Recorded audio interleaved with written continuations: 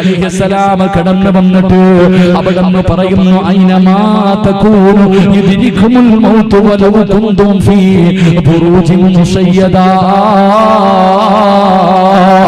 മരണത്തിന്റെ ആയത്തുകൾ പ്രവാചകനെ കൊണ്ട് ബോധിപ്പിക്കുകയാ.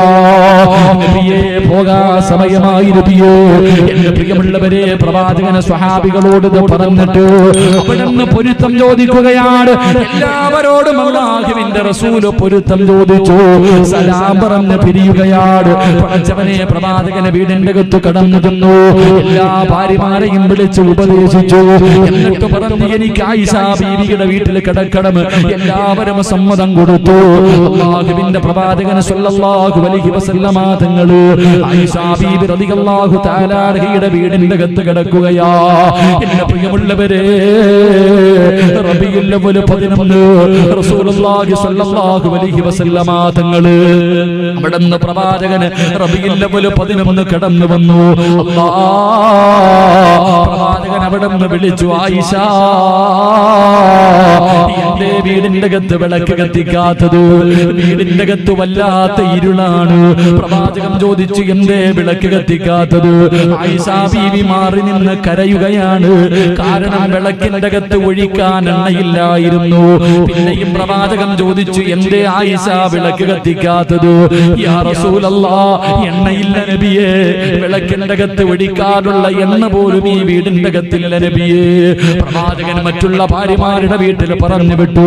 അവിടുന്ന് കിട്ടിയ എണ്ണ കൊണ്ടുവന്നിട്ട് റസൂലുള്ളാഹിന്റെ വീടിന്റെ അകത്ത് വിളക്ക് കത്തിച്ചു. റബ്ബേ, പ്രവാചകൻ വല്ലാത്ത രോഗം പിടിച്ച് ഇങ്ങനെ കിടക്കുകയാ. പെട്ടെന്ന് റസൂലുള്ള വിളിച്ചു, ആയിഷ, അടുത്തേക്ക് വാ ആയിഷ. ഇന്ന സ്ഥലത്ത് 7 ദിർഹം ഇരിക്കുന്നുണ്ട്, എടുത്തുകൊണ്ട് വാ ആയിഷ. 7 ദിർഹം അല്ലാഹുവിന്റെ റസൂലിന്റെ കയ്യിലേക്ക് കൊണ്ടുവെക്കുമ്പോ പ്രവാചകനെ കരയുകയാണ്. എന്തേ നബിയെ കരയുന്നത്?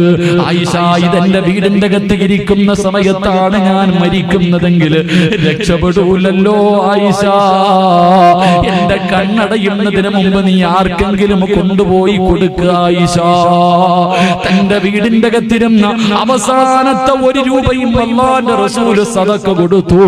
ഒന്നുമില്ലായിരുന്ന സഹോദരാ, റബീഉൽ അവ്വൽ 12 സുബഹിക്ക് ബിലാൽ തങ്ങൾ ബാങ്ക് വിളിച്ചു. അല്ലാഹുവിന്റെ റസൂല് പറഞ്ഞു, ആയിഷ, കർട്ടനൊന്നു മാറ്റി ആയിഷ. ആയിഷ ബീബി റളിയല്ലാഹു തആല കർട്ടനങ്ങ് മാറ്റുകയാ. പ്രവാചകൻ ഓരോ സഹാബികളെയും നോക്കുകയാണ്. ഓരോ സഹാബികളുടെ മുഖത്ത് നോക്കിയിട്ട് പ്രവാചകൻ ഇങ്ങനെ സലാം പറയുകയാ. എല്ലാവരുടെ മുഖത്ത് നോക്കിയിട്ട് പ്രവാചകൻ ഒന്ന് ചിരിക്കുകയാണ്. റബ്ബേ, ളുഹായിന്റെ സമയമെത്തി, ളുഹായിന്റെ സമയമെത്തി. അല്ലാഹുവിന്റെ പ്രവാചകന് പെട്ടെന്ന് രോഗമങ്ങ് കൂടുകയാണ്. റസൂലുള്ളാഹിന്റെ രോഗമങ്ങ് കൂടുകയാ. പൊന്നുമോളെ അടുത്ത് വിളിച്ചു, ഫാത്തിമ, എല്ലാ റമളാനിലും വാപ്പ ഒരു പ്രാവശ്യം ഖുർആൻ ജിബ്രീലിനെ ഓതി കേൾപ്പിക്കാറുണ്ട്. ഈ പ്രാവശ്യം 2 പ്രാവശ്യം ഓതി കേൾപ്പിച്ചു ഫാത്തിമ. വാപ്പായിക്ക് പോകാൻ സമയമായി ഫാത്തിമ.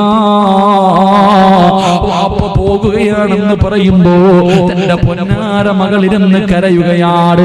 കരയുന്ന മകളെ രണ്ടാമതും അടുത്ത് വിളിച്ചിട്ട് റസൂലുള്ള പറഞ്ഞു, ഫാത്തിമ, വാപ്പയ്ക്ക് പുറകെ ആദ്യമായിട്ട് വരുന്നത് നീയാ മോളെ.